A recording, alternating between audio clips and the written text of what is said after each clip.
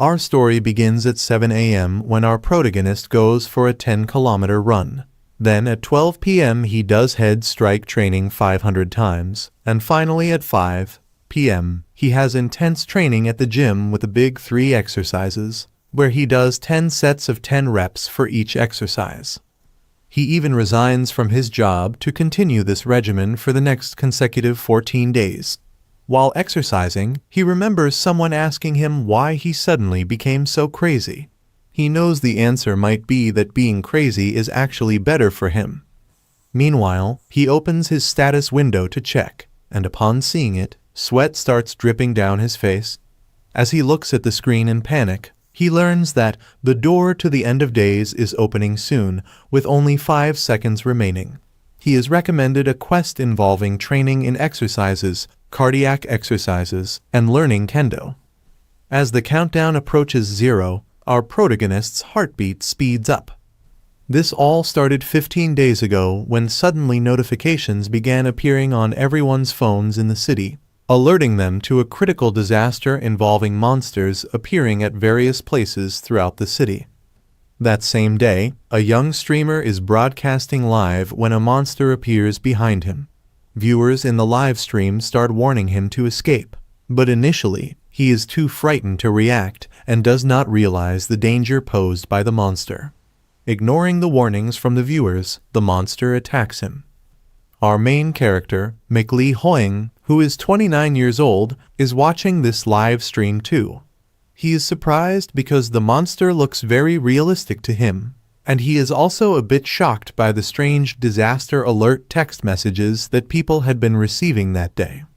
Lee is already struggling to make ends meet and often finds videos of monsters to be fake, nor does he believe in all these things.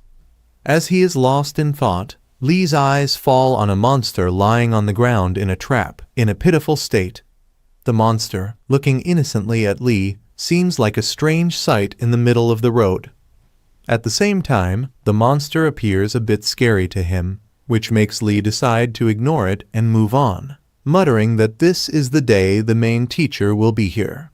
Seeing Lee walk away, the monster watches him leave with a pitiful and innocent gaze, which stops Lee in his tracks. He feels that perhaps the monster is asking for his help, and its cute behavior amidst such a grim situation makes it seem even more bizarre to him. Despite his attempts to ignore the monster and leave, the creature shows him a photo of its family, making the situation emotionally charged and causing it to start crying. Seeing this, Lee becomes contemplative and ultimately decides he must help the monster. After he helps, the monster gives him a silver goblin pill. Upon examining the pill, a status window appears, but it doesn't specify what will happen if he consumes it. Back at home, after his workout, Lee is still pondering over the pill, while the news on TV informs that unknown large buildings, resembling towers, are appearing all over the world. It's reported that all the people sent by the military to these towers have lost contact with the outside world. Watching these developments, our protagonist Lee Hoing's heartbeat quickens as he views the news about monsters and these strange buildings, beginning to wonder if the apocalypse has truly started. Suddenly, a massive explosion occurs outside his building, prompting him to quickly turn and look outside. There, he sees people screaming and running in all directions on the streets. In the midst of the road, a towering building suddenly appears, casting a shadow over the entire sky. Faced with this surreal scene, Lee Hoing makes an impulsive decision and swallows the golden pill, which even to him feels like a crazy action.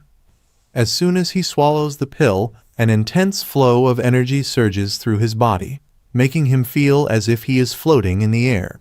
His eyes begin to glow blue, and an aura surrounds him.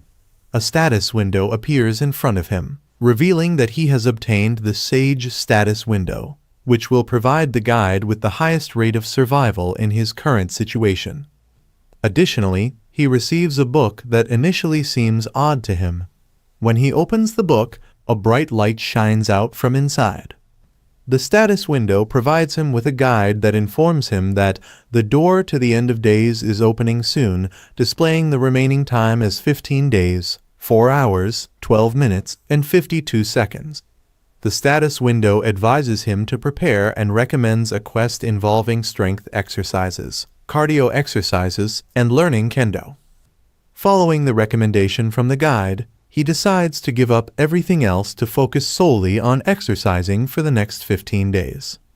When the countdown ends after 15 days, he finds himself in the middle of a jungle. In front of him, a status window displays the message, "The door of the end has opened." He looks around the unfamiliar jungle, which seems odd, much like he had imagined. Near his hand, he finds a sword, which is blunt. As soon as he picks up the sword, several status windows begin to pop up in front of him, announcing the games start now. He is informed that the aptitude test is complete, and after analyzing the data, he has been assigned a suitable class, which is that of a combat swordsman. Additionally, he is advised to check the status window for more information. Looking at the numerous status windows, Lee Hoing initially feels overwhelmed about which one to read first. One window, displaying his profile, lists his skills, class, and stamina. After reading through it, Lee becomes thrilled about being a combat swordsman. Then, another status window appears before him, offering him 2 missions, of which he must complete one. The first option requires him to survive in the forest for 60 minutes, or he could find an exit gate and slip away. Reading this, Lee doesn't panic. Instead, it seems like a tutorial to him. Seeing all these details, Lee realizes that the reason the Sage's status window had earlier advised him to exercise might have been because it already knew such a situation would arise. Suddenly, Lee Hoing hears a strange noise coming from the bushes, which makes him slightly anxious. At that moment, a status window appears informing him that his tutorial has started. From the bushes, a seemingly innocent and cute monster emerges, gazing at Lee with an innocent expression. Lee is momentarily confused by its innocent face. However, the situation quickly changes as the monster starts to growl loudly, its eyes turning red, and large claws protrude from its paws. It leaps towards Lee in a swift attack. But Lee, unfazed, does not panic at all. Mid-air, he skillfully uses his sword to strike the monster down with basic swordsmanship attack. Upon defeating the monster, a status window appears indicating that Lee Hoing has gained experience for killing the one-horned raccoon. Seeing this, Lee begins to think that perhaps the monster died with a single attack because it might have been a tutorial monster, which would explain its weakness. Additionally, he realizes that using his basic swordsmanship skill costs 2 MP from his total of 10 MP, meaning he could only execute the skill 5 times before running out of mana.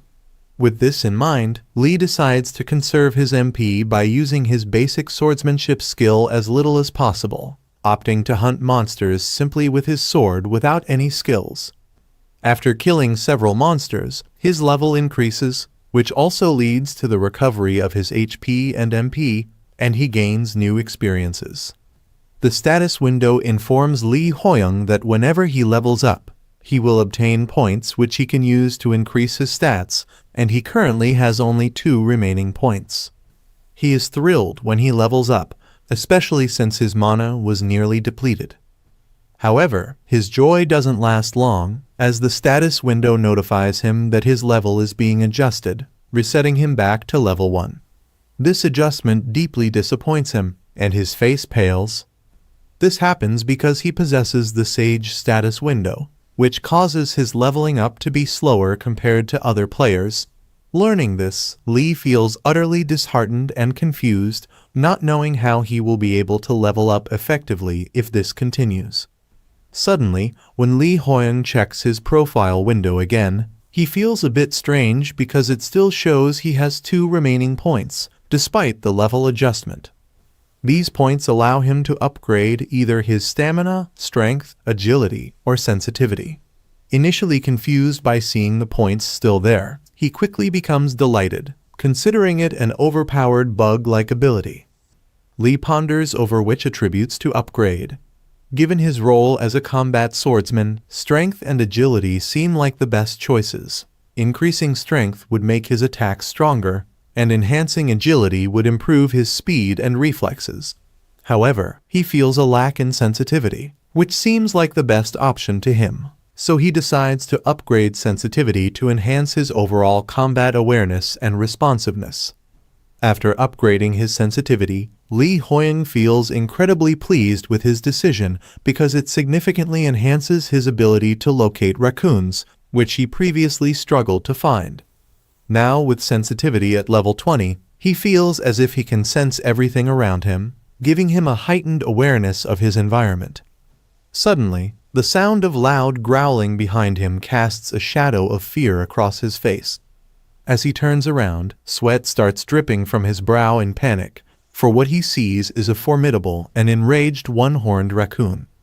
This creature, surrounded by a menacing red aura, is a one-horned raccoon alpha, a level 2 monster. The status window alerts him that he must defeat it. The monster appears extremely angry, with veins visibly pulsating on its body where blood seeps out, glowing fiercely in its rage. As it stomps on the ground, its sharp claws dig deep into the earth, and it quickly uses its powerful legs to leap towards Lee, aggressively closing the distance between them. Seeing the raccoon charging towards him, Lee quickly dodges to the side just as the raccoon crashes into a tree, resulting in a loud explosion. Lee, startled by the creature's speed, wonders if it might be a boss monster due to its formidable presence. Without giving Lee a moment's respite, the raccoon, glowing with rage, charges at him again. Lee observes that this raccoon is different from the others, its ferocity and power distinguishing it. This time, however, Lee decides not to dodge aside. As the raccoon approaches, Lee, slightly shifting to the side, swiftly counters with his sword, striking the monster down in a single attack. By defeating this formidable foe, Lee completes a hidden quest and is rewarded with gold as his prize. This victory not only grants him a tangible reward, but also boosts his confidence in handling powerful adversaries. After defeating the monster, Lee stands, taking a deep breath of relief, and says, "I am actually level 7 after all." The status window informs him that his tutorial is complete, which brings immense joy to Lee.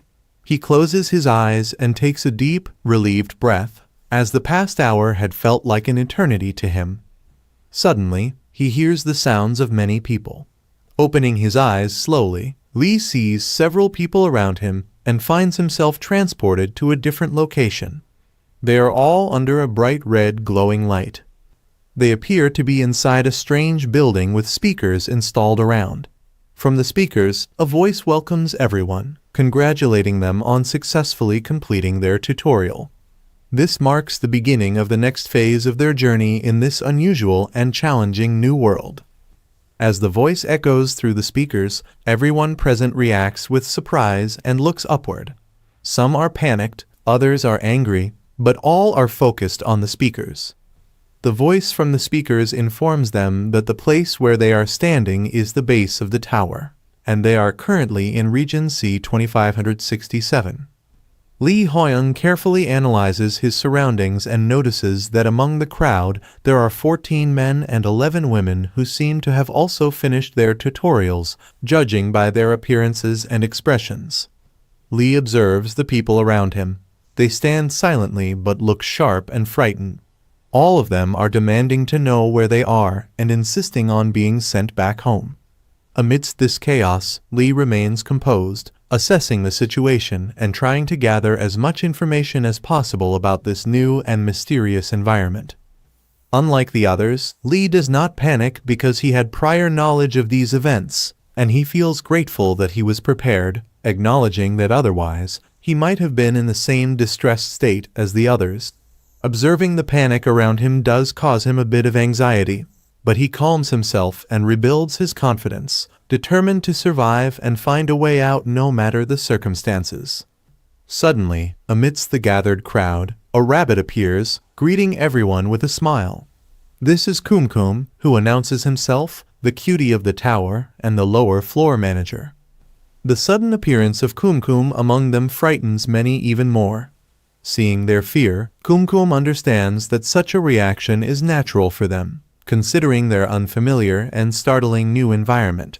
His friendly demeanor suggests that he might be there to help or guide the newcomers as they adjust to the tower's challenges.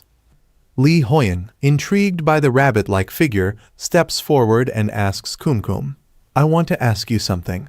If this really is the end of the world, then what are we supposed to do now?" Kumkum appears excited to hear Li's question, but Li finds his demeanor a bit odd, which unsettles him slightly.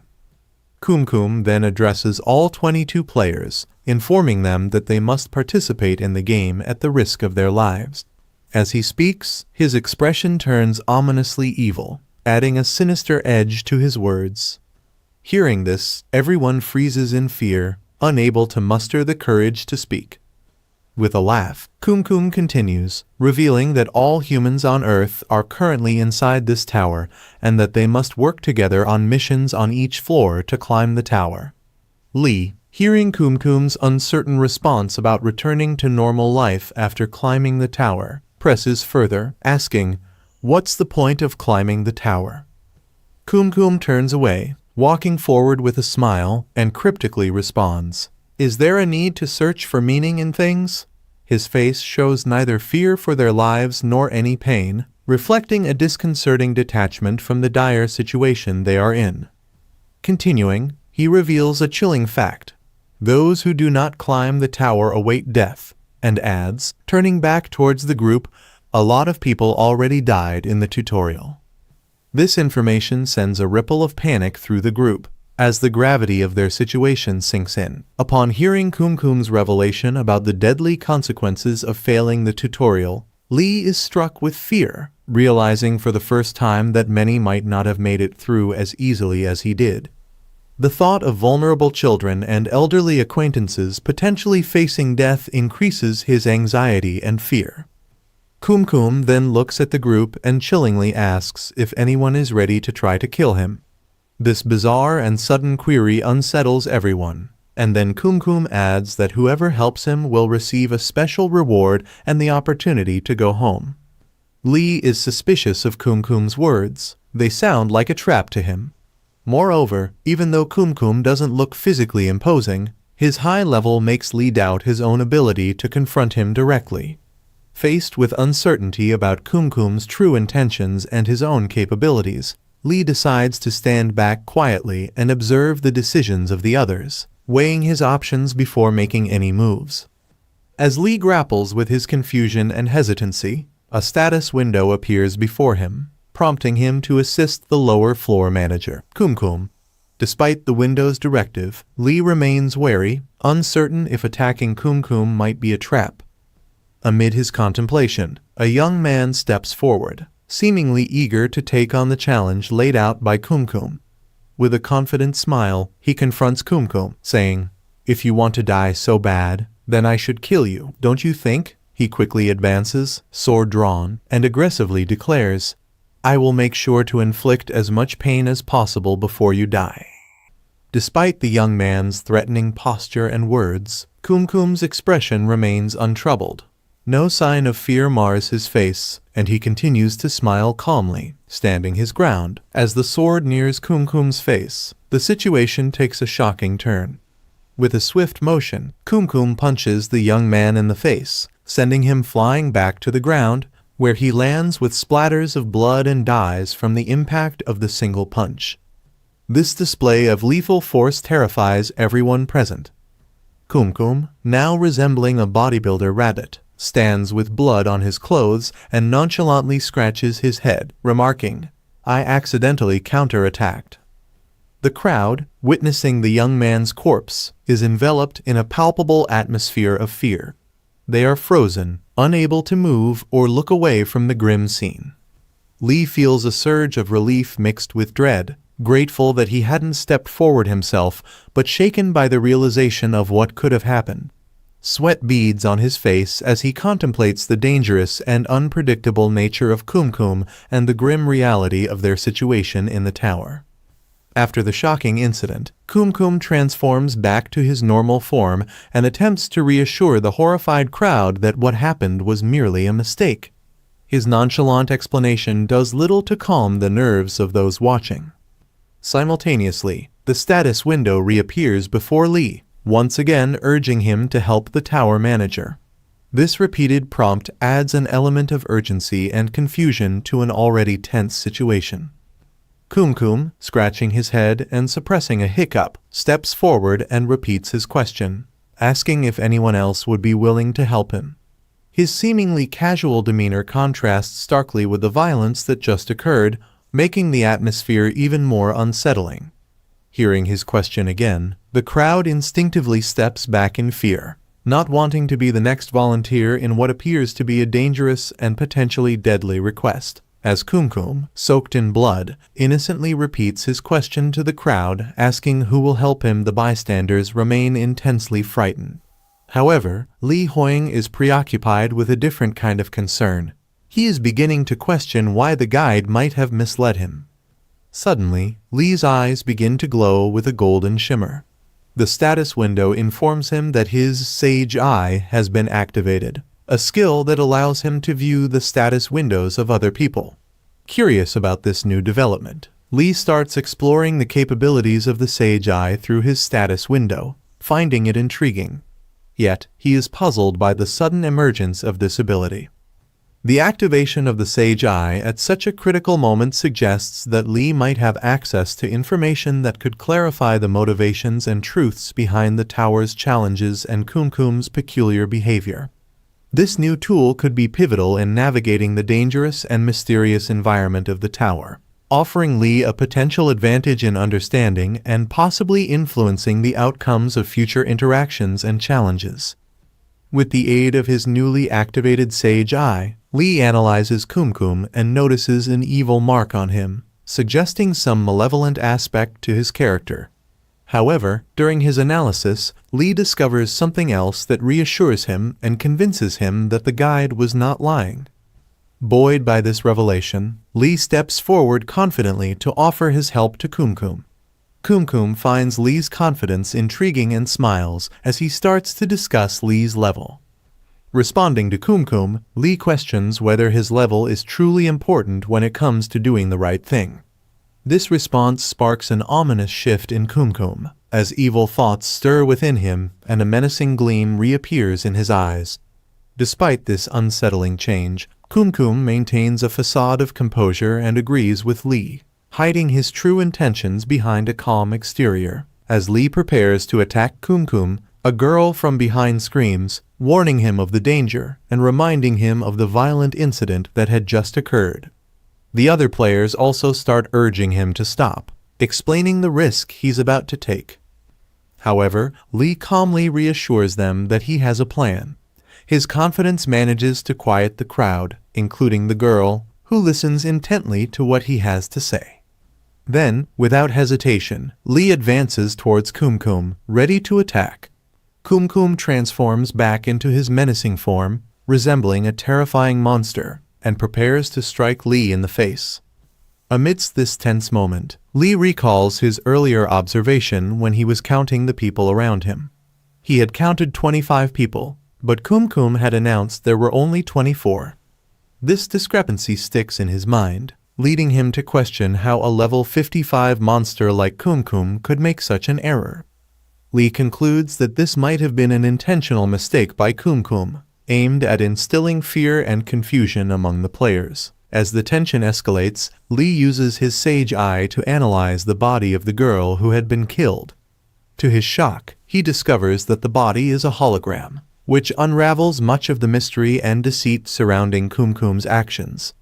Both Li and Kumkum are poised to strike, with Kumkum's fist nearing Li's face in a high-stakes moment that intensifies the atmosphere around them.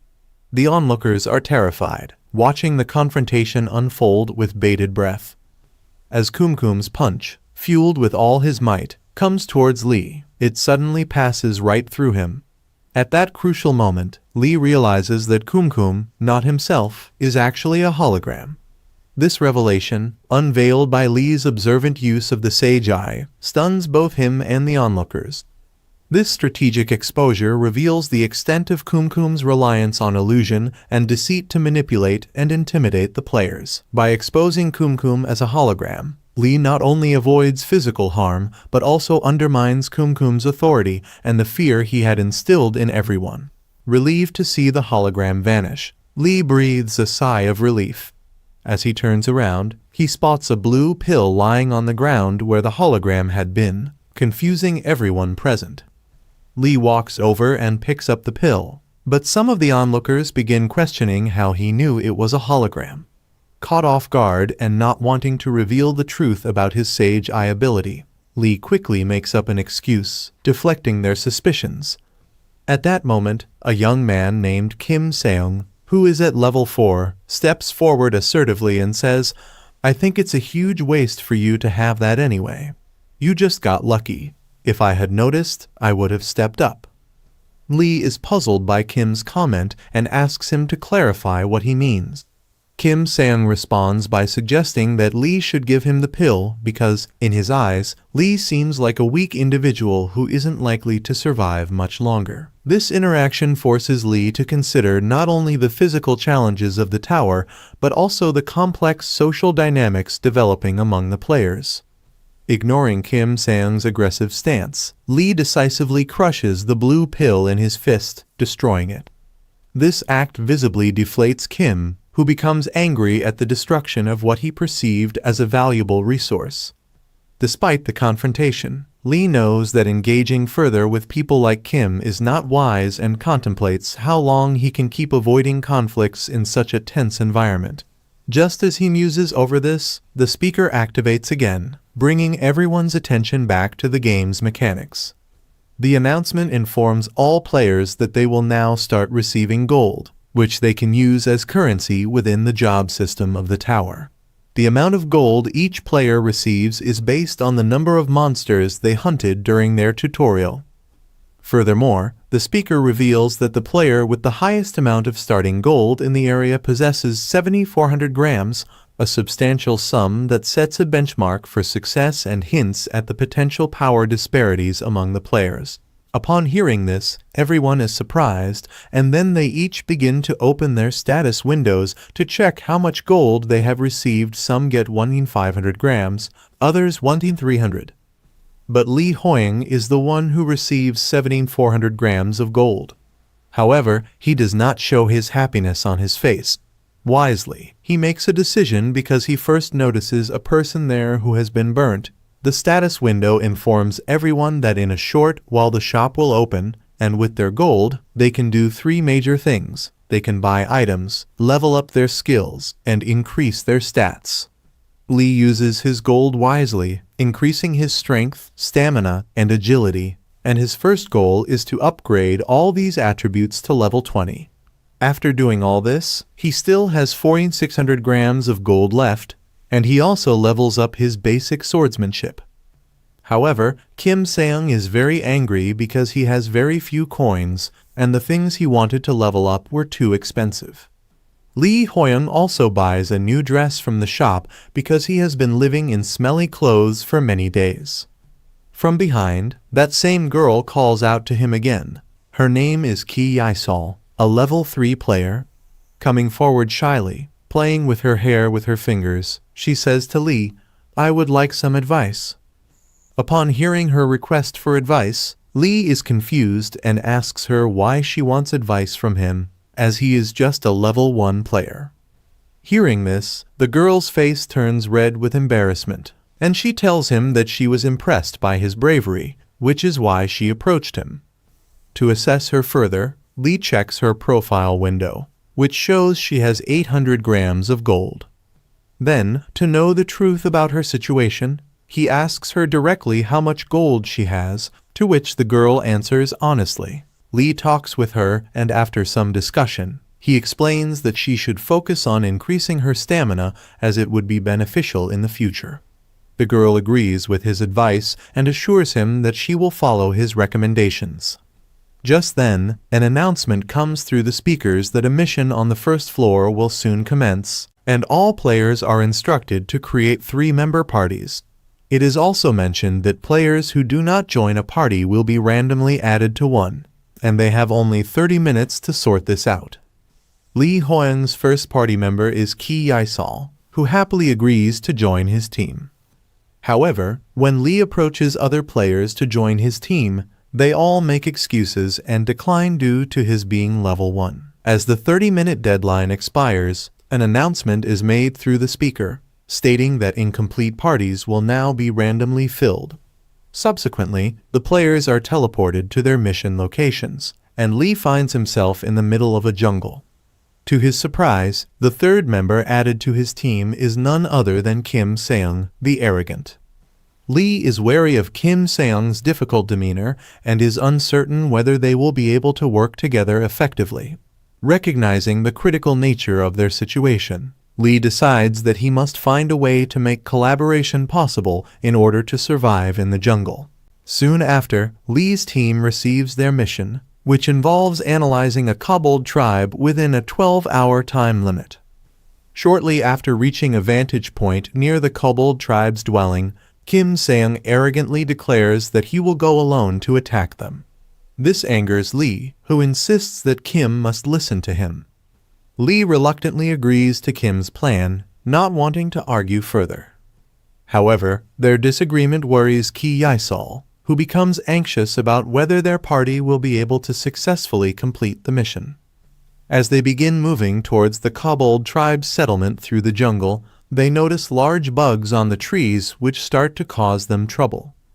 Ki Yaesol becomes anxious and shares her concerns with Lee, but he reassures her that there is nothing to fear since they are still at level 1, implying that they won't encounter anything too dangerous.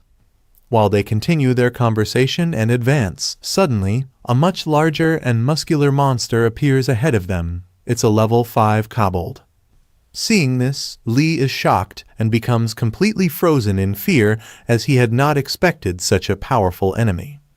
Therefore, they quickly hide in the bushes. Lee tells Ki that they should stay hidden for a while because there might be more monsters nearby. Despite their cautious approach, Kim, the arrogant team member, yells out and charges forward, calling them cowards for hiding. He rushes at the kobold and lands a powerful punch, which results in a visible gash on the monster's face. Witnessing Kim's recklessness, Lee and Ki's hearts race with fear. Kim's attack hardly affects the kobold, but he does not stop. He continues to pummel the creature with his fists. Ki steps out of the bushes to help heal Kim, but Lee is displeased with Kim's rash behavior. Still, Lee remains with them because he has already checked with his power and confirmed that there are no other kobolds nearby. While Kim continues his assault on the kobold, his health keeps dropping, which Ki Yaesol is desperately trying to restore with her full strength. Lee, using his sage eye, analyzes the situation and struggles to understand why Kim isn't inflicting much damage. When he consults the guide through the status window, Lee discovers that kobolds are passive monsters and will not attack unless provoked. Kim, using all his might, keeps trying to defeat the kobold. As he employs a stone fist technique, the kobold retaliates by damaging Kim's face, but the stone fist also breaks, causing a piece to fly off and accidentally hit another kobold a level 6 nearby. As soon as the stone hits the level 6 kobold, it becomes enraged, its eyes turning red with anger. Seeing the second, more enraged kobold approaching, Kim starts to panic. Now faced with 2 kobolds charging at him, Kim also begins to worry about Lee's whereabouts, wondering why Lee isn't helping him. As he glances back, he doesn't see Lee and grows angry, fearing that Lee might have abandoned them. Meanwhile, one of the kobolds attacks Ki Yaesol, knocking her to the ground. Seeing the kobold advancing towards her, she feels terrified and helpless. Just as the kobold prepares to strike Ki again, Lee suddenly appears from behind. He throws a fruit into the air and slashes it with his sword, performing a basic swordsmanship attack. The fruit juice splashes onto the kobold, whose skin begins to slowly burn due to the acidic nature of the fruit juice. In a matter of seconds, the kobold collapses and dies.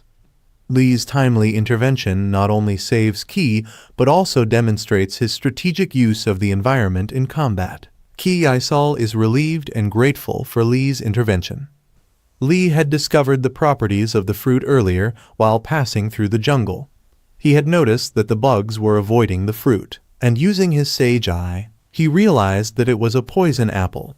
The guide had also informed him beforehand that kobolds are particularly vulnerable to poison, advising him to gather poison from the mountains for such situations. However, instead of appreciating Lee's clever use of resources, Kim Sang grows even more irritated with him. In a burst of anger, Kim accuses Lee of being a coward and a glory seeker. He shouts at Lee, saying, "What a damn freerider! You were hidden somewhere in a corner when it was actually dangerous, and instead of helping, you just sneak in and steal the final hit. Screw you, unethical bastard. I knew it when I saw you, always looking out only for yourself." Lee Hoying finds Kim Sang's behavior very strange and cannot understand why he is yelling at him. Frustrated, Kim turns away and angrily marches forward alone, muttering under his breath. Watching him go, Lee worries that Kim's inability to understand the group dynamic and his hot-headed nature will make things much harder for him alone. As evening approaches, the group nears the kobold's dwelling place. Still seething with anger, Kim launches an attack on a kobold, but the kobold dodges and counterattacks fiercely, causing Kim to bleed from his mouth. As a result of the attack, Kim falls to the ground, badly injured and in a lot of pain, looking around desperately for help. Just as two kobolds are about to attack him, Lee intervenes by throwing poison at them. The poison makes the kobolds glow momentarily before they die shortly after. With all the kobolds now eliminated, Kim is safe from further harm. Lee approaches Kim, extending a hand, and with a light-hearted tone says, "I took over the coattail ride in your place for a bit." Kim Sang's expression changes dramatically from what it was before. He looks at Lee with a newfound innocence, tears of relief and gratitude starting to fall from his eyes, and he says, "Hoyoung, my big bro." Seeing this transformation in Kim, both Lee and Ki are in disbelief, hardly able to trust their ears at the sudden change in Kim's attitude. At the same time, their status windows notify them that their mission has been successfully cleared. When their mission ends, a portal appears in front of them through which they return to the lobby. Upon reaching there, Kim starts begging at Lee's feet with his head bowed, saying, "I will serve you, sir." Then, as everyone's missions end and their levels go up, only Lee's level increases to 2. Seeing this, Ki congratulates him, but Kim starts to regret his earlier words. Because of this, Kim makes a strange angry face upon seeing Lee's level, realizing he will be working under someone who is only level 2. However, he stands by his words and therefore says nothing. Seeing Kim's odd behavior and his facial expressions, Lee wonders if Kim is feeling the need to go to the bathroom. When they start looking around in the lobby, they realize that they are the first ones to arrive. Upon this realization, Lee tells everyone that they were lucky to have discovered the kobold's weakness. At this, Ki praises Lee, saying he has a knack for observation, which is why they have secured first place. Hearing this, a faint smile appears on Lee's face, but internally he feels nervous because he thinks he might be defrauding the others. Shortly after, one by one, 2 different teams enter the lobby. Seeing them, Lee realizes that they might have also found out about the poisonous apple, but he worries about whether other teams will return safely. Soon, 2 people from one team return through a portal, but they are not in good condition and collapse on the floor as soon as they arrive in the lobby, causing concern among all those present. Ki Aisal, seeing them distressed, immediately goes over to inquire about their condition. One of them starts crying and reveals how a team member was killed by Cordell. Meanwhile, an announcement starts again over the speaker, stating that all parties have now completed the first level mission, and only 6 participants manage to return alive, out of which 8 players fail to make it back. Hearing this, Lee falls into deep thought because he had anticipated that the mission would be challenging for everyone, but he hadn't expected that 8 people would die. Now he starts worrying about how many more might die in the future. In front of Lee's team, a status window appears, and the speaker informs everyone that the team arriving first has received 1,000 gold. Hearing this, Kim starts crying with joy. However, Lee receives 2,000 gold as a bonus, which he considers a good investment for his future survival, and thinks about saving as much as he can. But among the people standing there, conversations start about which party came first. Lee hears the discussions about the ranking and knows which party came second. Everyone knows, so he feels obliged to tell them and steps forward to do so. However, the standing crowd doesn't believe him at first. In response, showing his strength, Kim steps forward, and hesitantly, the people start to accept his words. Seeing his confidence, Lee thinks to himself, wondering if Kim has forgotten how he was pleading during the fight. But among the people, talk starts circulating about Lee being only level 2 and yet receiving 2,000 gold just for being carried, suggesting he didn't really do anything. Standing silently amidst these murmurings, Lee remains calm, but when Ki steps forward to defend him, Lee stops her and quiets her down, saying, "I'll have to show them." But amidst the crowd, a level 8 archer named Kim Junseong steps forward, clapping his hands and saying, "We need to focus on our survival." Hearing this, another combat swordsman, Seo Junup, also a level 8 player, steps forward and adds, "Pushing on for the sake of the people who passed away." Seeing them both, a new fire of morale ignites within everyone, and they start shouting loudly. During this, the torch that was previously burning in blue suddenly starts glowing red, and a warning is issued through the speaker. The speaker then informs everyone that the survival rate for the first level was below average, resulting in the addition of a penalty mission. Hearing this, panic spreads among all the players standing there. The speaker further announces that the death mission will start shortly and that they need to choose one candidate in their minds. The player who receives the most votes will be the one carried into that mission. A 5-minute countdown is given to them. The heartbeat of everyone intensifies upon hearing this news. The speaker then clarifies that if they do not vote for someone, it will be assumed that they have voted for themselves. Immediately, the countdown starts, and as it progresses, everyone's heartbeat increases, and due to fear, anxiety and sweat start dripping from their faces. As the tension mounts, Ki Yisol steps forward, shouting to calm everyone's fears, saying that if everyone votes for themselves, no one will die. However, the crowd is distrustful of this idea, fearing that if they do so, everyone might end up dying. As time passes, their fear intensifies. One of them signals to vote for Lee, who they perceive as the weakest player. Ki tries to persuade them not to do this and suggests that maybe everyone should vote for themselves, and perhaps Seo Junho and Lee Hoyoung could vote for each other, which might save everyone. But the crowd does not trust her words. Everyone standing there is scared, and no one wants to risk their life, so gradually, one by one, they begin to vote for Lee. Lee realizes that everyone is voting for him, understanding that they are doing so because he is the only level 2 player among them. Ki Yisol, witnessing this cruelty, begins to shout loudly at everyone, asking how they could do such a thing. Some people support her, while others are annoyed by her words. The reactions vary among the crowd. In the final seconds, Kim Seung also votes for Lee. As the countdown ends, a red-colored portal appears in front of Lee for the mission. Lee moves toward the portal, quietly listening to the crowd's comments and observing how everyone has made him a sacrificial lamb. With no other option available, he proceeds without hurling insults or blame at anyone. However, as Ki Yisol watches, crying, a sudden twist occurs. Lee is recommended by guide to participate in the mission because he has a high chance of clearing it, according to the guide. Furthermore, he is informed that successfully completing this mission could earn him an excellent reward. Hearing this, a wave of happiness washes over Lee's face, and a new spark ignites in his eyes as he approaches the portal. With this new hope and the potential for turning the situation around, Lee steps into the portal, now motivated and determined to prove himself.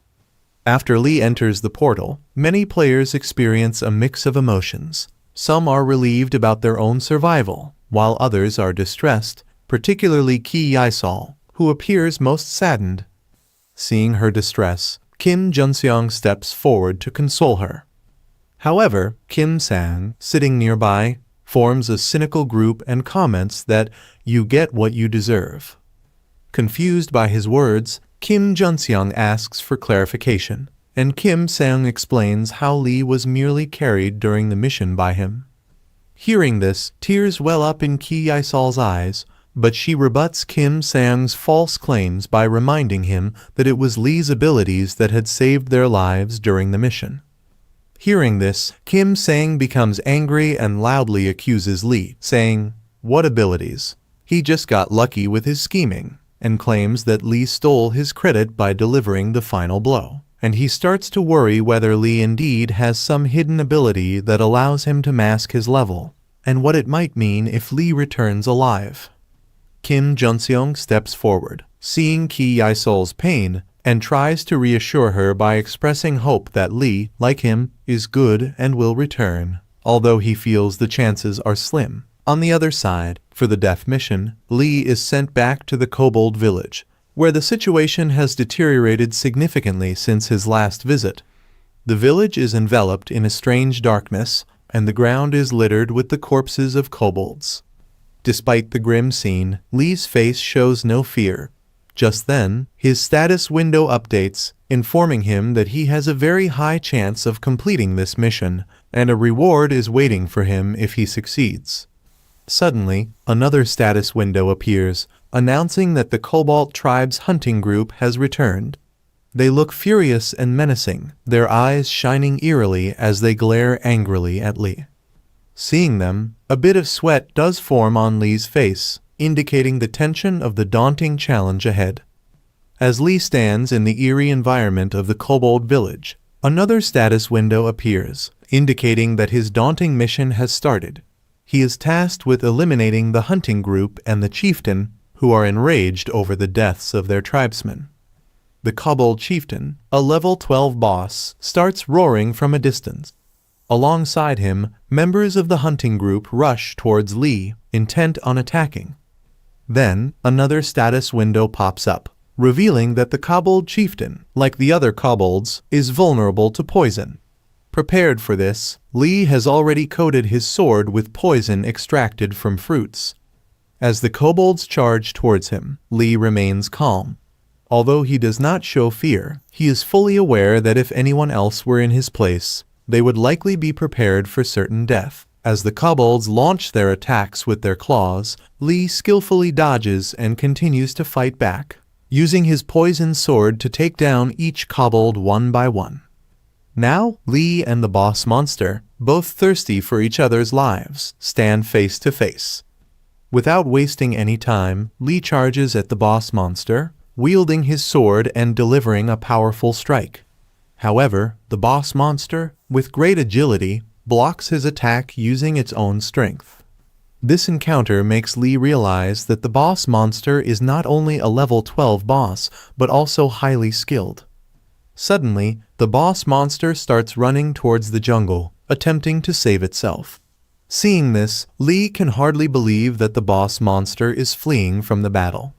Intrigued and determined, he too starts chasing after the boss monster through the jungle.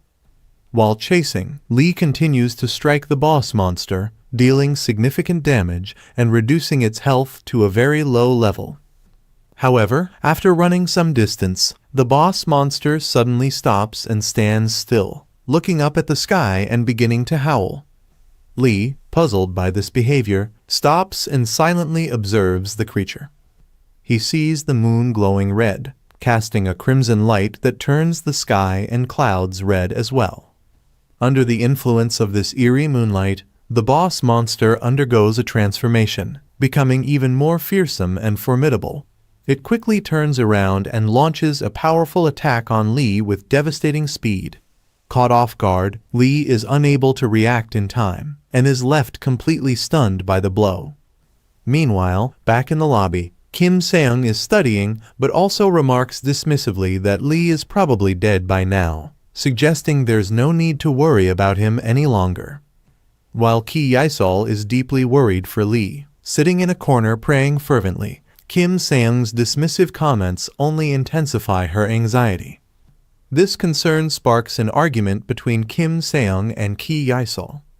Amid their heated debate, a portal forms in the center of the lobby, and from it emerges Lee's voice. As Lee steps out of the portal, everyone in the lobby is shocked, and many faces light up with joy upon seeing him return. However, Lee has a large wound on his chest, which is slowly healing with the aid of healing magic. The speaker makes an announcement as Lee returns, acknowledging his successful return and perhaps detailing the outcomes or rewards of his harrowing mission, as the kobold chieftain lunges at Lee with a fierce attack in the depths of the jungle. Lee is gravely injured and left in a dire state, his blood continuously flowing from his wounds. Remembering the guide's words as he locks eyes with the chieftain's glowing red eyes, Lee realizes this could be his final chance.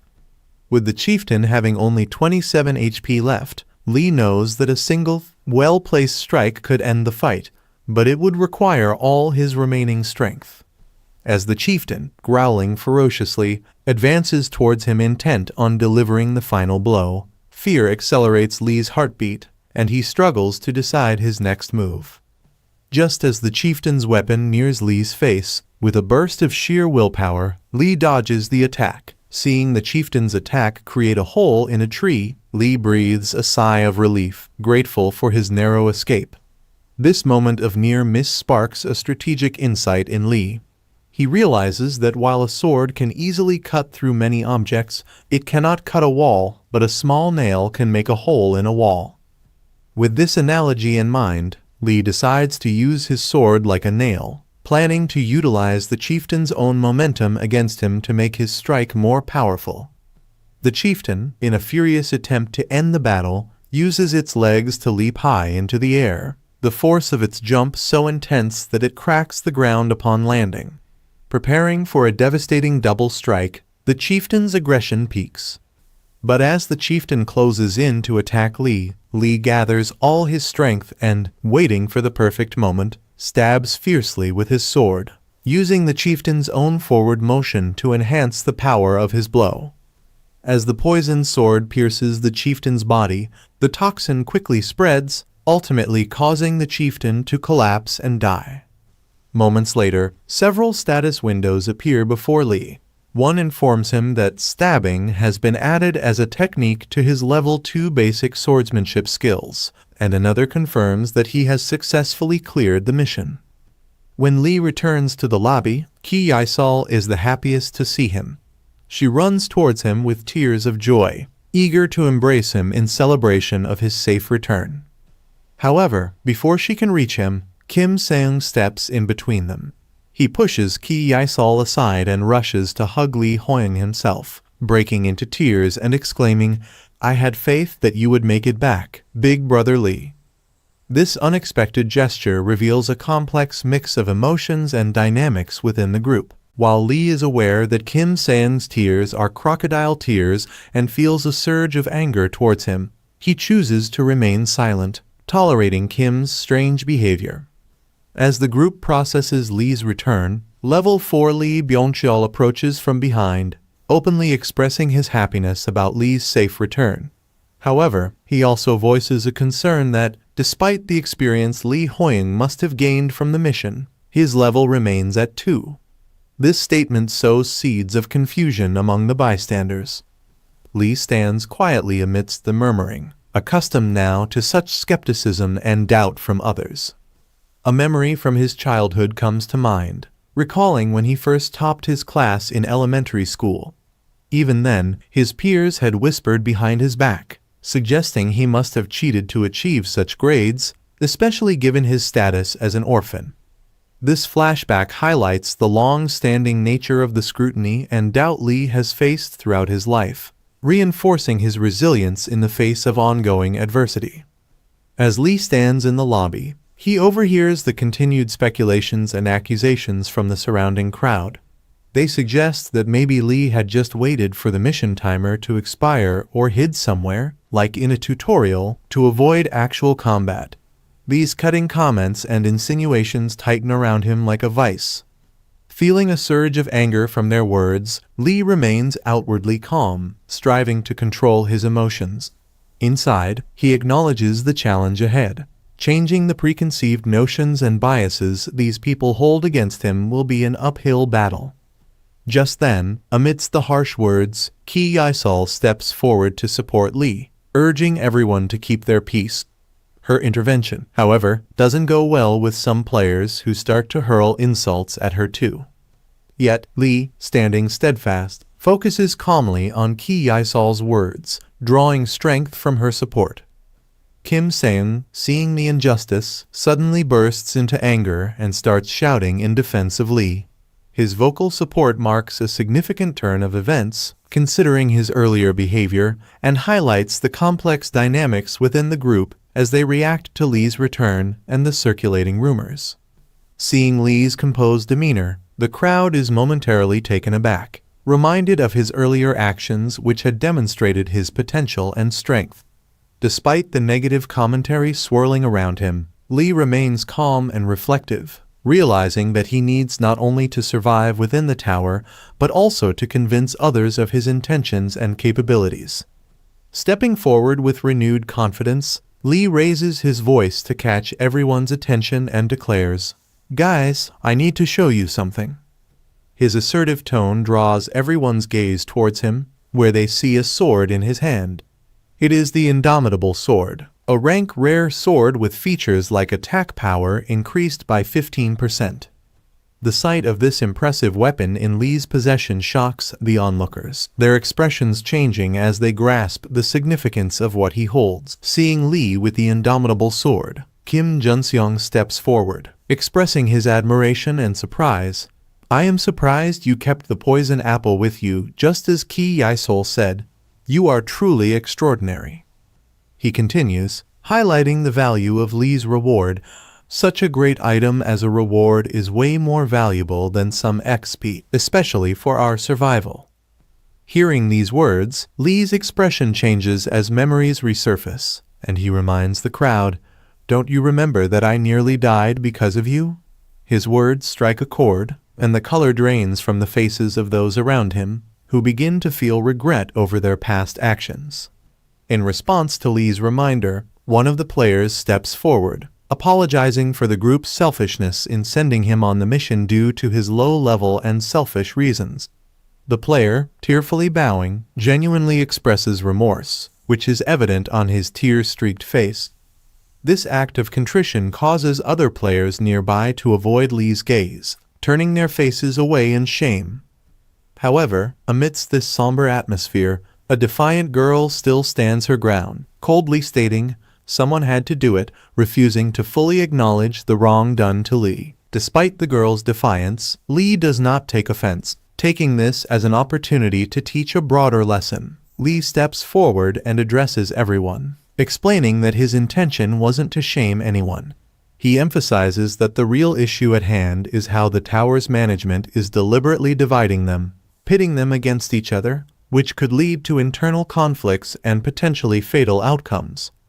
As this realization slowly dawns on the crowd, they begin to understand the deeper dynamics at play. Lee then raises his voice, passionately explaining that his return should be seen as an opportunity for all of them. He implies that this is a chance to reconsider their actions and attitudes, uniting against the divisive strategies imposed by the tower's management rather than succumbing to them. Hearing Lee's words, Kim begins to grasp the situation better and steps forward to ask Lee if he has any plans for the future. Lee, in response, reassures Kim that he will find a way to help as many people as possible climb the tower successfully, instilling confidence in everyone that they can reach the end of the tower and return to their normal lives. With this statement, a sense of trust and admiration for Lee starts to solidify among the group, and Ki Yisol steps forward to support Lee's words, affirming her belief in his leadership. However, the atmosphere shifts abruptly when Kumkum suddenly appears among them, startling everyone. Smiling, Kumkum steps forward and announces, "How fortunate, for this mission is a survival game." While his words should capture the group's attention, they instead start to worry why Kumkum has returned and what his presence signifies.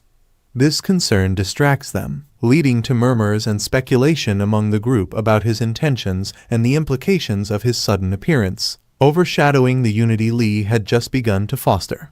Kumkum then announces to the group that all 15 players present must participate in a battle royale at level 2. His expression turns ominously dark as he delivers this news, adding a chilling tone to the announcement. The faces of all the players pale upon hearing this, as the reality of the dangerous and potentially deadly competition they are about to enter sinks in.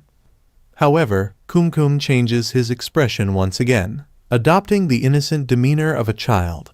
He tries to lighten the mood by saying, "But since it's a lower level, it is my taste for you. Also, cheer up," attempting to infuse a bit of optimism into the grim announcement.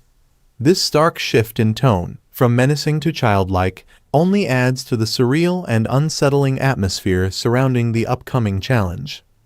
Kumkum continues to explain the rules, stating that in the level 2 mission, there will be 16 players and 16 doppelgangers, making a total of 32 participants. The players are required to eliminate all the doppelgangers. However, since the doppelgangers possess the same memories as the players, distinguishing between them won't be easy. He then introduces the most crucial rule, Rule 3. Killing a doppelganger will yield no rewards, but if a player kills an actual player, they will receive that player's set points and gold as a reward. This rule starkly emphasizes the deadly stakes of the mission. With an air of innocence, Kumkum adds, "In other words, this mission could be an opportunity for you." This statement infuriates everyone as they start to realize the twisted nature of the mission, where they are incentivized to kill each other for greater rewards. Their anger erupts, and they begin to shout at Kumkum's deceptively sweet phrasing. However, Kumkum pays no mind to their protests and further details that if no one is killed within 30 minutes, all participants will be forcibly returned to the lobby where they will face a huge disaster. This looming threat adds an urgent, sinister layer to the already tense atmosphere, pushing the players towards desperate measures in a high-stakes environment. Suddenly, a circle in the middle of the lobby starts crackling with intense electricity, startling everyone present. This display of power turns into a dazzling light, forming a portal from which a gigantic green hand emerges. The sight of this massive hand causes panic among the players, who start running around in fear. From the portal, an orc monster with large, menacing teeth emerges. Its sheer size and ferocious appearance add to the chaos, causing even more terror among the players. While everyone else retreats in fear, Lee stands his ground, though visibly shaken and apprehensive. He watches the orc, trying to assess the situation, his mind racing with thoughts of how to handle this unexpected and dangerous development in the already tense environment. As the orc monster rampages through the area, chaos ensues. Lee observes the terrifying scene unfolding before him, realizing the gravity of the situation. People are scrambling in all directions, trying desperately to escape the monster's wrath. Some are shouting for help, while others are hiding or cowering in fear. Several girls are frozen in terror, unable to move as the monster approaches them with its massive fists, ready to strike. Lee knows he must act quickly to protect those in danger and confront the orc monster. As the orc monster is about to strike, Lee springs into action at the last second and saves the girl from a potentially fatal blow. Grateful, she thanks Lee profusely for his bravery. However, in the midst of the chaos, Lee is confused. The second floor's mission hasn't officially started yet, and he's trying to make sense of the unfolding events. It's then that he hears loud, uproarious laughter. Turning around, he sees Kumkum rolling on the ground, laughing hysterically. This strange behavior reminds Lee of Kumkum's earlier warning that if no one was killed within 30 minutes, they would all face a huge disaster.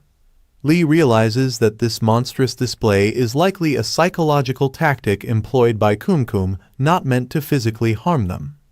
While Lee grapples with his realization about the monster's role as a scare tactic, the situation escalates as the monster continues its rampage, causing actual harm. The cries and screams of the injured fill the air, contradicting Lee's initial assessment and indicating a real and present danger. Kim Junseong and Kim Sang, seeing the dire situation, step forward to engage the monster in combat. Despite their coordinated attacks, they find that their efforts have no effect on the monster's tough skin, which effortlessly repels their blows. This resistance leaves them both frustrated and concerned. Witnessing this, Lee revises his earlier thoughts, understanding now that the threat is genuine and the monster indeed intends to harm them. Meanwhile, Ki Yaesol uses her healing powers to tend to the wounded. Her efforts are vital in keeping the injured stable, but the continuous use of her abilities begins to drain her mana power significantly. As the monster advances to attack again, Lee's frustration and anger reach a peak. He draws his new sword and strides forward with determination, ready to confront the orc with all his might. Both Lee and the orc rush towards each other, intent on clashing. The moment Lee's sword makes contact with the monster, a bright light bursts forth, showcasing the immense power of the sword. In a single, swift motion, the monster is dissolved into the air, vanishing completely. The sudden disappearance of the monster sends a wave of relief and joy through the onlookers. Many are stunned, including Lee, who is equally shocked by the unexpected power of his sword.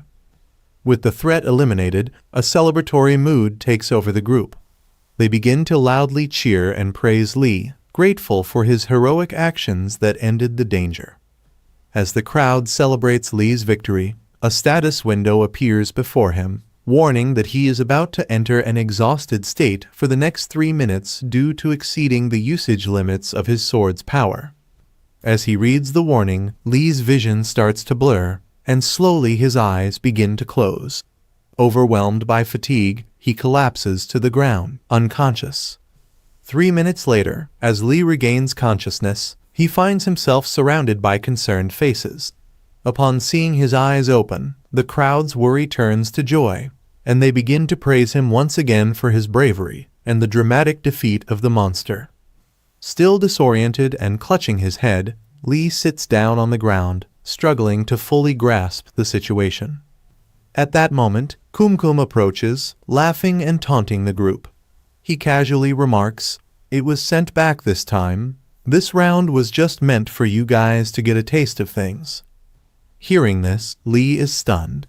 Kumkum's words imply that the terrifying encounter with the monster was merely a setup or a test orchestrated by the tower's management to give them a taste of future challenges.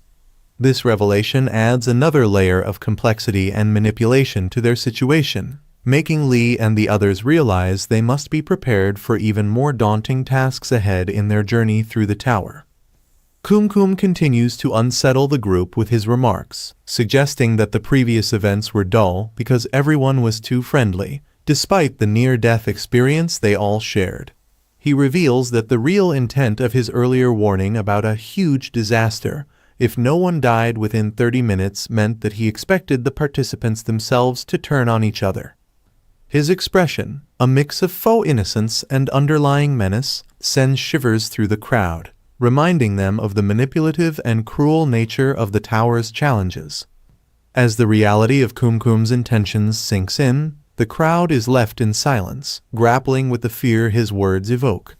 With a sinister smile, Kumkum disappears from the scene, leaving the participants to digest the grim implications of his statements. The group begins to debate among themselves. One suggests that they should mark each other to identify who is real and who might be a doppelganger, in preparation for any future trials where they might not be able to tell friend from foe. However, another counters that such a plan wouldn't work because the doppelgangers share the same memories as their originals, making it impossible to use any signs or marks to distinguish them reliably. Lee steps forward, noticing the group's anxiety, and announces that he has a plan for the upcoming second-level mission. He proposes that only he will advance to fight, while instructing everyone else to stay at the highest point on the second floor for safety. This suggestion strikes the group as unusual and raises some eyebrows. He further explains that if anyone else is seen moving forward, it might be a dangerous sign, potentially indicating a doppelganger in action, and that such individuals should be approached with extreme caution and, if necessary, subdued collectively.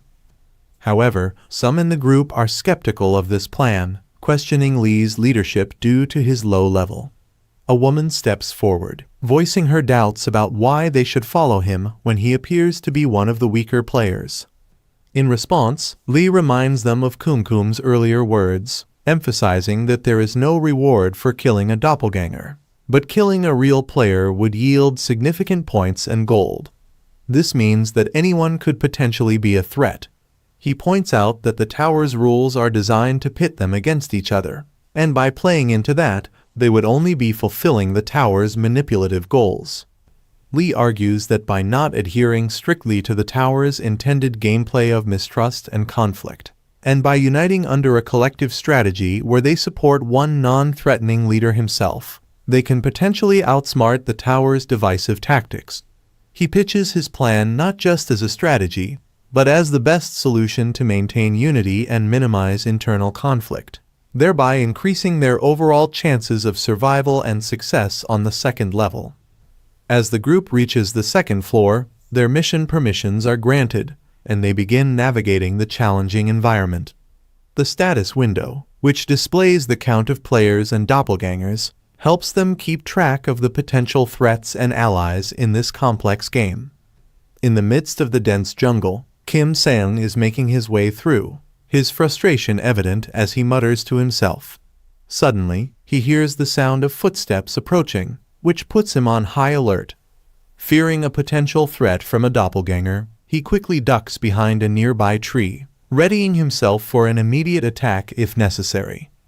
His heart races as he grips his weapon tightly, peering out cautiously to identify whether the newcomer is friend or foe. As Kim Seong hides behind the tree, Lee approaches and spots him, remarking lightheartedly, "You're such a big guy. Did you think I wouldn't see you behind the tree?" Hearing Lee's voice, Kim Seong steps out with a nervous chuckle, relieved to see a familiar face. He starts to explain, "I thought you might be a doppelganger." But before he can finish his sentence, the situation takes a grim turn. Lee, perhaps due to the high-stakes environment of the tower where trust is a luxury they can no longer afford, swiftly draws his sword. With one decisive motion, he slices Kim Seong in two, cutting him off mid-sentence. Blood splatters, some of it landing on Lee's face, marking a stark and bloody conclusion to what might have been a misunderstanding or a necessary act of survival in Lee's perspective.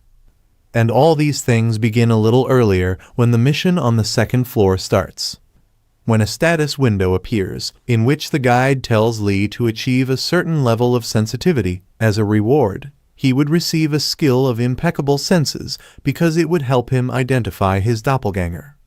As soon as Lee reads this, a lot of confidence is instilled in him because he had previously told everyone in the lobby to fight alone, so he was a bit worried about how things would proceed. And for this reason, he spends a lot of gold on sensitivity to level it up and becomes the first weird one to achieve a stat level of 50 in sensitivity. With the help of this, he obtains impeccable senses, through which his 5 senses become extremely developed. And along with this, he can check detailed information about any person within a certain radius. Lee's decision to invest almost half of his gold in acquiring a new skill significantly alters his senses, enhancing them to a superior level. This change becomes apparent when he starts hearing distant murmurs and recognizes the voice of Kim Seong.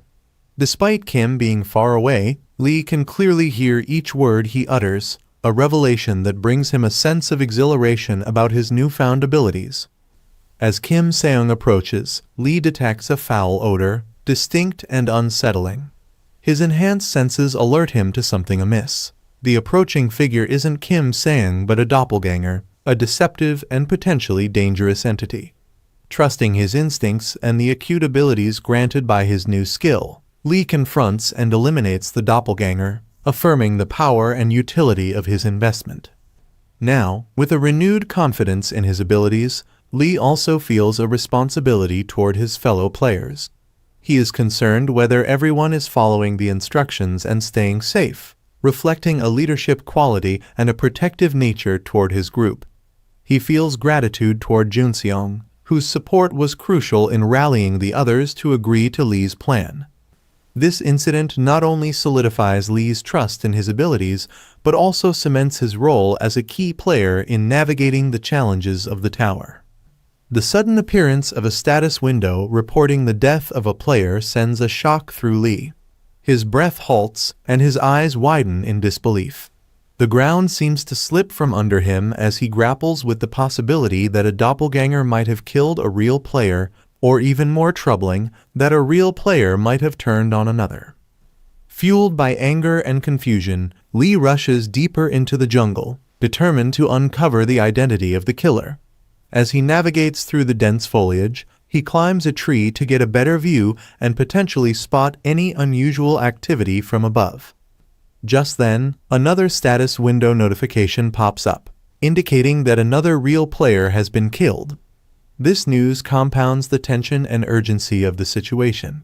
However, in the same moment, it's revealed that Lee has managed to eliminate a doppelganger during his hunt. While struggling to locate the killer in the dense jungle, Lee hears a noise from behind him. Turning quickly, he spots another player standing near a body, creating a suspicious scene. His instincts tell him this player must be a doppelganger, and without hesitation, Lee rushes towards him and eliminates him with a single, decisive strike. Breathing a sigh of relief after the confrontation, Lee hopes that he has just killed the doppelganger responsible for the recent murders.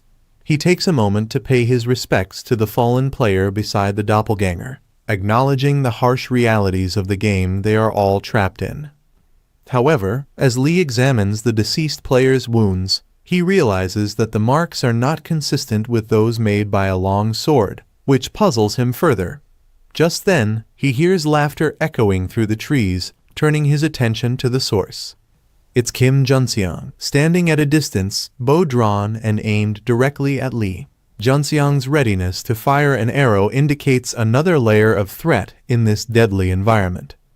As Lee quickly ducks behind a tree for cover and observes the situation closely, he recognizes the figure as Kim Junseong.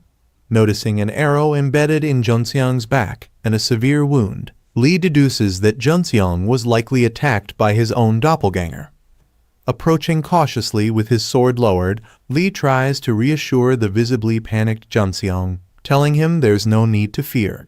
Despite his efforts, Junseong is initially unable to trust Lee, struggling with the fear that he might be facing another doppelganger.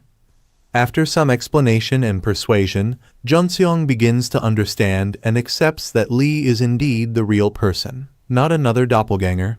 However, the ordeal has taken a severe toll on him. Just as he begins to relax, relieved to have found a real ally in Lee, his strength gives out. As he collapses to the ground, losing consciousness, Junseong warns Lee alertness to be wary of his own doppelganger. As Lee helps the injured Kim Junseong move forward, Junseong expresses remorse for the chaos his doppelganger has caused, apologizing to Lee. However, Lee reassures him, emphasizing that none of this is Junseong's fault and that the blame lies with the tower's manipulative designs. Suddenly, Junho and Yaesol appear in the distance. Upon seeing Lee and Junseong, their faces light up with relief mixed with sorrow for the other players who have been killed. Yaesol rushes over to treat Junseong's wounds, ready to use her healing magic. But in a critical moment of intuition, Lee senses something is off. He stops her from approaching and declares that both Junho and Yaesol are doppelgangers. Without hesitation, the doppelgangers reveal their true intentions and move to attack. Yaesol's doppelganger advances towards Junseong, likely aiming to exploit his weakened state, while Lee finds himself battling Junho's doppelganger. As Lee navigates this treacherous fight, he's baffled why all the doppelgangers seem to be converging on him, but his focus sharpens when he realizes he hasn't seen Junseong's doppelganger yet. This thought lingers in his mind as Junho's doppelganger strikes from behind. Lee manages to deflect the attack and steps back, but as he attempts to jump forward to escape, he senses an arrow flying towards him. Reacting quickly, he dodges, though the arrow still grazes him, inflicting a minor wound. Turning around to identify his new assailant, Lee sees Junseong, not as the friend he's been trying to protect, laughing loudly at the chaos he's caused. Junseong taunts him, saying, "Damn, what a pity. I thought I had gotten the checkmate," with a menacing look on his face that chills Lee to the bone. A little while ago, when Lee killed Kim's doppelganger, Kim Junseong was hiding behind a tree watching. At that moment, he formulated a plan in which he used his own arrow to kill Kim Junseong. His previous job was a fisherman in Wanyang, and his hobby was human fishing. Now, the doppelgangers and Kim Junseong stand together, ready to kill Lee. With a smile, Kim Junseong says, "I might have said some things too soon," and he asks Lee how he's feeling, whether he feels betrayal, futility, or anger. As he says this, he bursts into laughter, unable to contain his amusement.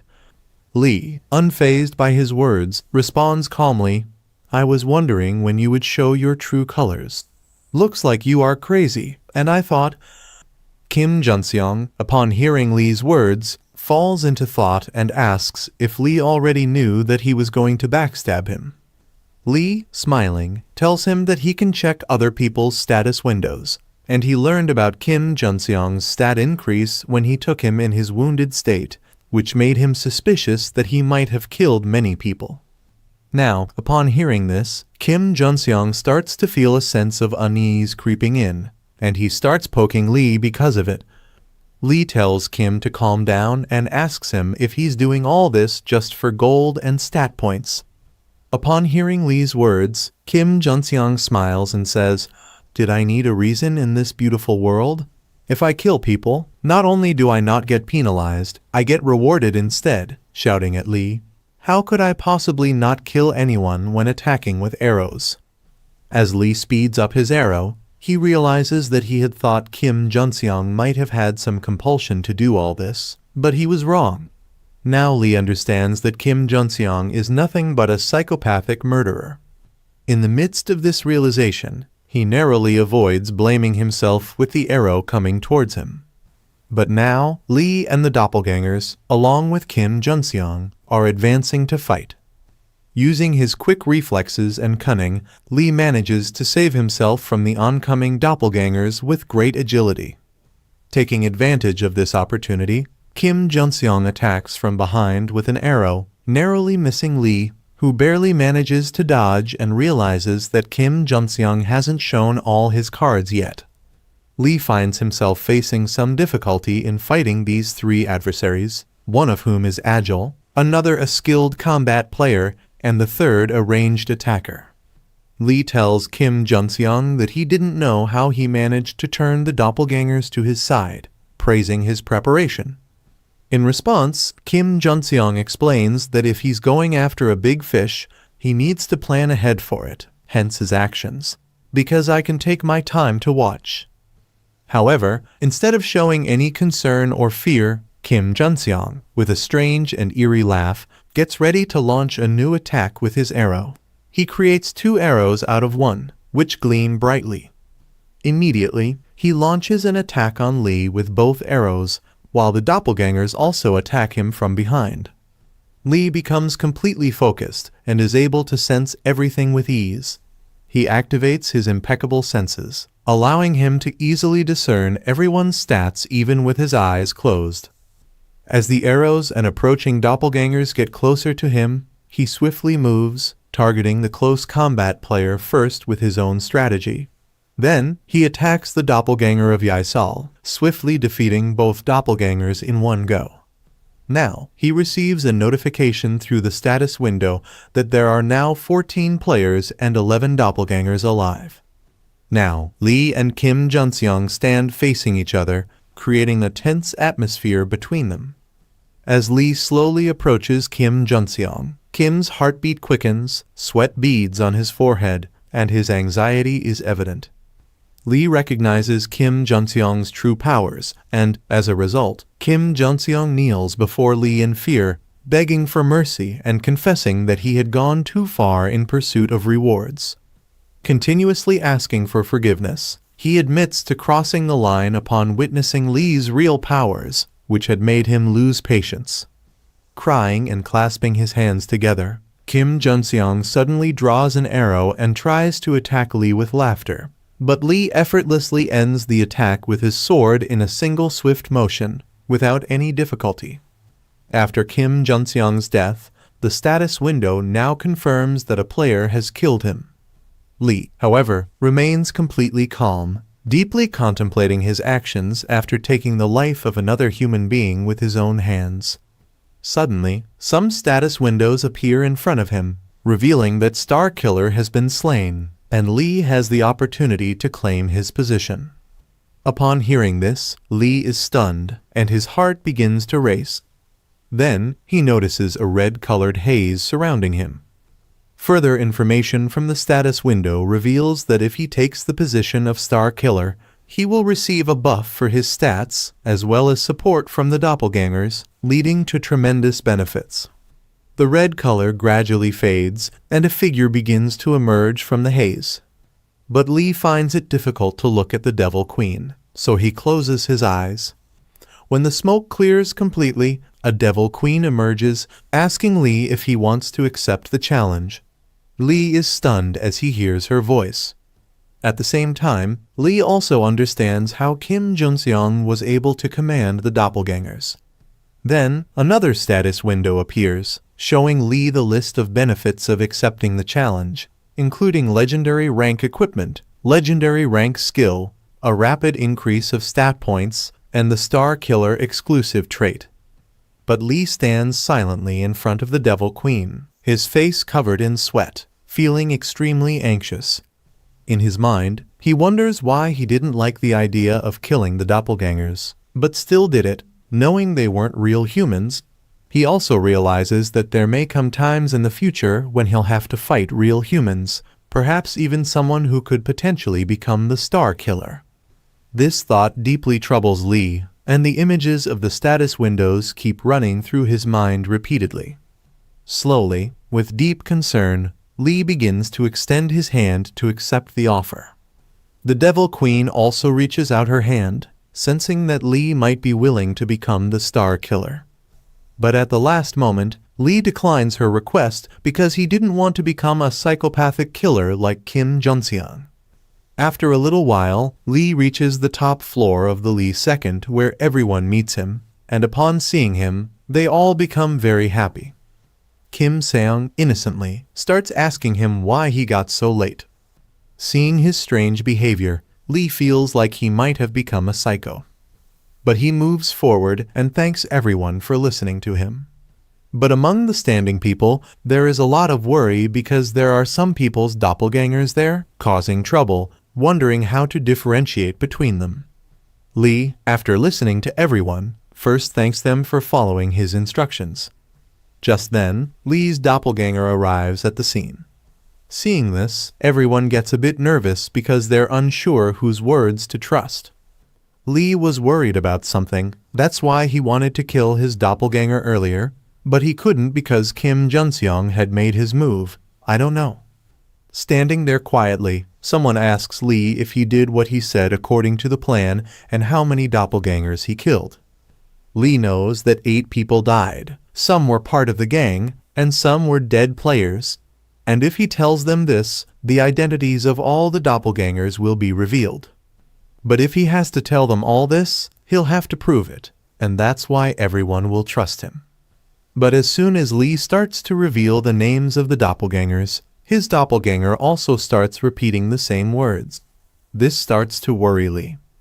However, Lee's doppelganger steps forward and tells everyone that Seong and Yaesol were in his party on the first floor, and they had built a good amount of trust. But among their doppelgangers, some attacked first and killed their counterparts. What are the odds of that happening? The real Lee stays calm, observing the cunning move of the doppelganger, creating confusion among everyone. Further, the doppelganger tells Lee that if what the fake says is correct, Junseong over here would be the doppelganger, meaning he killed the real Junseong himself. To convince everyone of his words, he tells them that Junseong was a high-level player who always boosted their morale along with his bravery. He then adds, "Not only can I not imagine someone like him dying." To gain everyone's trust in his words, he asks, "Will you trust me if I confess to a murder?" Lee's doppelganger didn't know how Lee killed Junseong, but he noticed the expressions of everyone standing there, realizing that they were trusting him. So, continuing with his plan, he signals Lee as being the doppelganger. Upon hearing this, some people, mistaking the real Lee for the fake, start advancing to kill him. But Junho wisely explains to everyone that it couldn't be true. If it were, they would all be fake. So, they start arguing among themselves because no one knows what the truth is.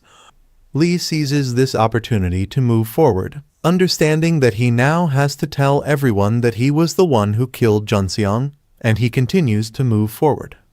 Lee's doppelganger, upon hearing this, asks him if he has accepted defeat.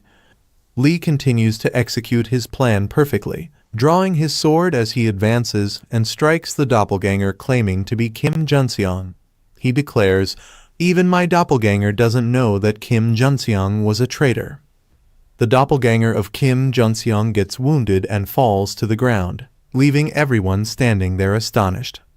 Lee's doppelganger intervenes, telling Lee that he can't do this.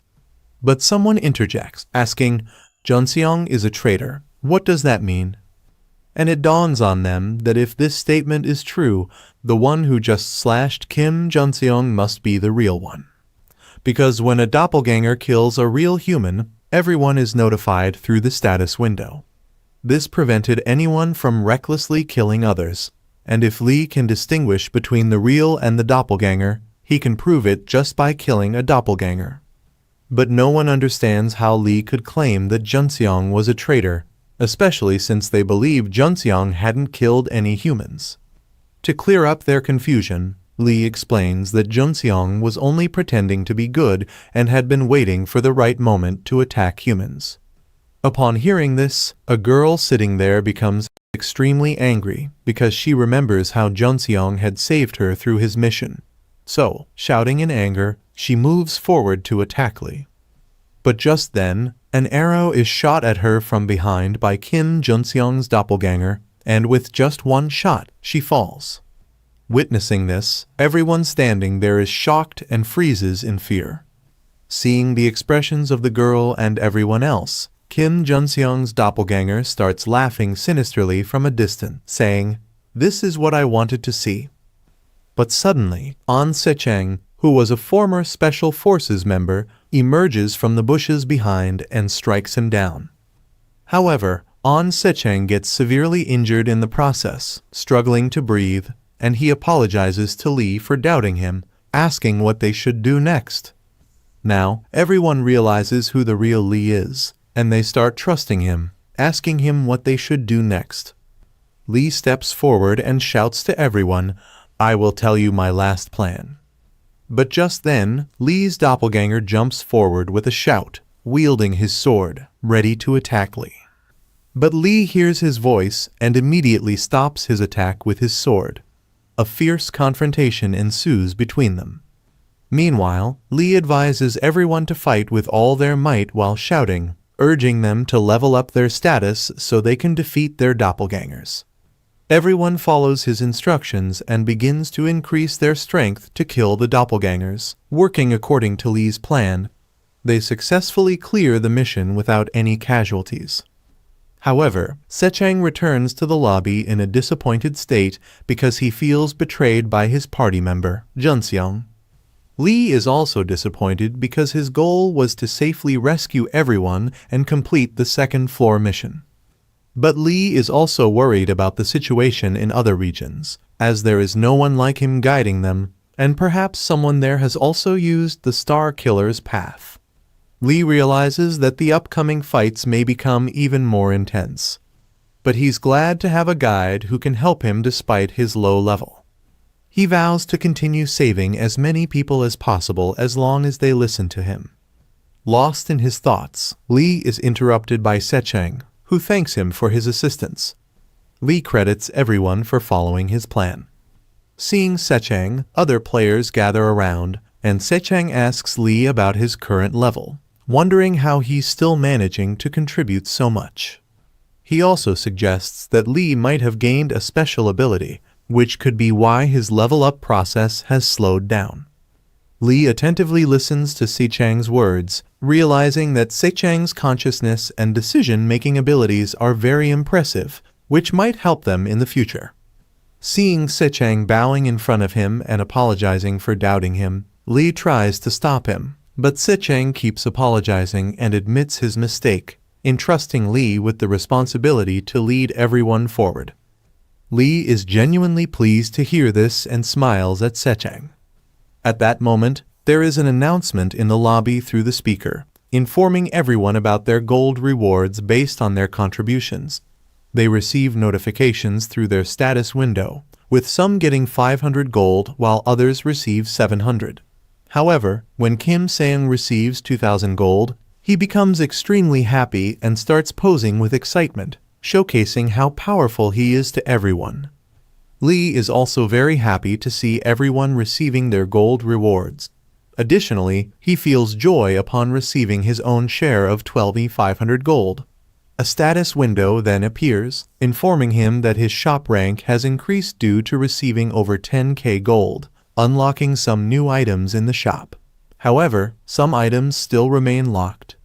Seeing this, Lee understands that he needs to increase his shop's rank if he wants to acquire rare items. Now that he's looking at the unlocked items, he starts considering what he should purchase. Firstly, he upgrades his basic swordsmanship level to level 3, which requires him to spend around 5k gold. Remembering how he had fainted after performing a higher level attack on the second floor, he doesn't feel bad about spending the gold, as it seems like a reasonable price for a powerful attack. With this, his shopping spree concludes.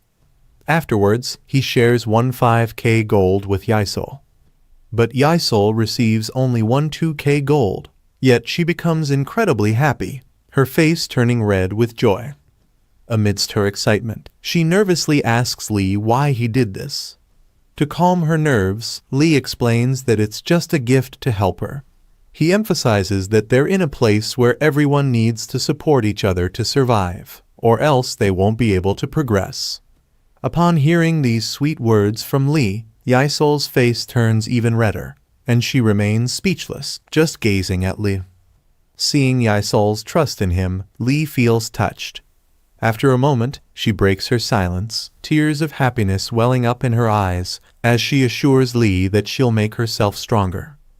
With determination, she decides to upgrade her healing hand ability first. Lee also transfers 200 gold to Kim Sang and advises him to leave behind his strange behavior and do good deeds. Lee knows that Kim Sang could be very useful, so he wants to make him strong. Kim Sang is extremely happy and, in a strange way with tears in his eyes, thanks Lee, saying, "Your wish is my command from now on, big bro." But Lee is ready to test his level 3 basic swordsmanship. After a while, their third floor mission begins, which is a siege war. They are all teleported to a desolate place where they see a fortress on a rocky hill, leaving them all confused. Just then, a status window appears in front of them, easing their confusion, revealing that they can meet players from other regions for the first time in this siege war. The status window provides instructions for their mission, detailing that they must attack with skill and occupy the altar within 24 hours. Additionally, penalties are imposed if the mission fails, although the specifics of these penalties remain unknown. Lee and his companions also receive a return crystal, which suddenly appears in their hands, usable only on the third floor. Some of those present begin to worry about accidentally harming players from other floors, and they also struggle to understand the purpose of the return crystal. But Lee is left puzzled after reading the status window. So, Lee calls Kim Seung and asks him to go and check the skill. But Kim Seung hesitates at first, then slowly starts climbing the hill towards the altar, as Lee offers him 100 gold for doing so. Lee hesitates, as he knows from the guide that if anyone dies on the 3rd floor, they can return to their starting point using their return crystal. Kim Seung reaches the fortress and stands in front of the gate, shouting loudly with excitement, using his firepower to attack the gate forcefully. As a result, several cracks appear in the gate, and due to the powerful attack, the gate's durability drops to 81%.